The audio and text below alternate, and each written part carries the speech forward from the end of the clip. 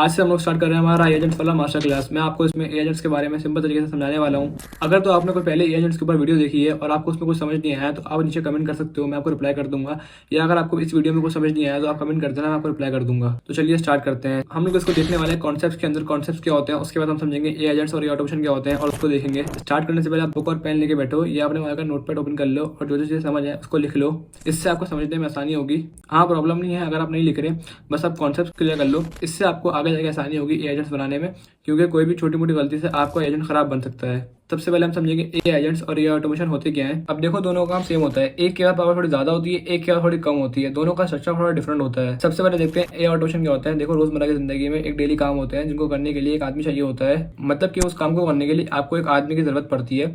मान लो आप एक पार्किंग में जब भी आप गाड़ी निकालोगे तो वो वॉचमैन गेट खोलेगा और जब चली जाओगे तो वो गेट बंद कर देगा। मतलब कि एक सिस्टम बना हुआ है, जब भी एक गाड़ी आएगी तो वो गेट खोलेगा और जब भी गाड़ी अंदर चली जाएगी या बाहर निकल जाएगी तो वो गेट बंद कर देगा। इसमें उसको कोई लॉजिक लगानी नहीं पड़ती, ये एक सिस्टम बना हुआ है, उसको वो फॉलो कर रहा है। तो यहाँ पे जो वॉचमैन है वो एक एआई ऑटोमेशन है। जब भी गाड़ी आएगी तो वो गेट खोलेगा और जब भी गाड़ी जाएगी तो वो गेट बंद करेगा। ये एक उसका काम बना हुआ है, डेली काम बना हुआ है उसका। ये उसको अपने पास से कोई लॉजिक लगानी नहीं पड़ती, उसको अपने पास से कोई सोच लगानी नहीं पड़ती। वो इसी काम को डेली करता है, इसी काम को बार बार करता रहता है। एक और एग्जाम्पल समझते हैं। जब भी आप किसी वेबसाइट पे आते हो, वहाँ पे अगर आप अपनी ईमेल देते हो तो फौरन जो आपकी ईमेल में कोड आता है, इसको भी ए ऑटोमेशन कहते हैं। ये एक काम फिक्स्ड है। जब भी कोई कस्टमर आएगा अपनी ईमेल देता है तो उसकी ईमेल पे कोड चला जाएगा या उसको कोई ऑफर चली जाएगी। ये भी ए ऑटोमेशन की कैटेगरी में आता है, क्योंकि ये काम फिक्स्ड हुआ है, इसमें कोई लॉजिक लगानी नहीं पड़ती।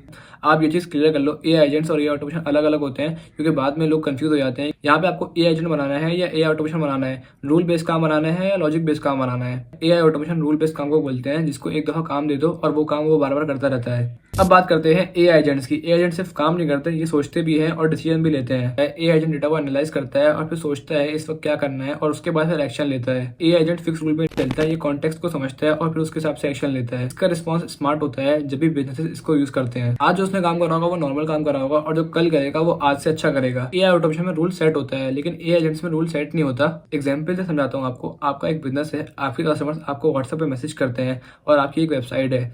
अब आपके कस्टमर्स ने आपको पूछा कि ये प्रोडक्ट कितने का है। ए एजेंट क्या करेगा, आपकी वेबसाइट पे जाएगा और उस प्रोडक्ट की प्राइस सर्च करेगा, मतलब स्क्रैप करेगा।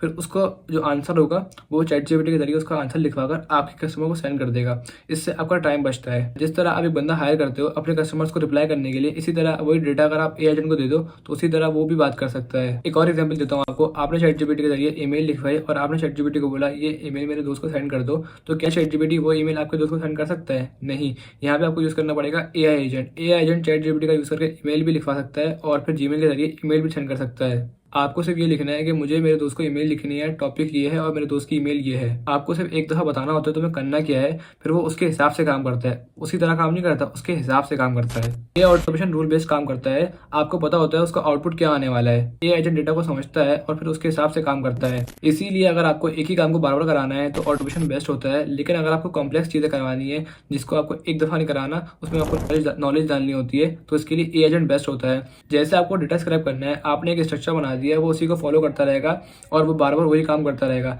लेकिन अगर आपको अपने कस्टमर्स को रिप्लाई करना है जो भी उन्होंने पूछा है, तो उसके लिए आपको ए एजेंट बनाना होगा। उम्मीद है कि आपको समझ आ गया हो ए एजेंट्स और ए ऑटोमेशन में फर्क क्या होता है। हमारा जो मेन फोकस होगा वो होगा ए एजेंट्स के ऊपर, क्योंकि अभी जो मार्केट में डिमांड चल रही है वो ए एजेंट्स की चल रही है। नेक्स्ट वीडियो में हम देखेंगे ए एजेंट्स और ए ऑटोमेशन में टूल कौन से यूज होते हैं, कैसे वर्कफ्लो डिजाइन किए जाते हैं, कैसे उनका स्ट्रक्चर बनाना होता है। कोई भी चीज़ अगर आपको समझ नहीं आई हो तो आप कमेंट कर देना, मैं आपको रिप्लाई कर दूंगा। ए एजेंट्स मास्टर क्लास की कोई वीडियो मिस ना हो जाए इसलिए फॉलो कर लेना।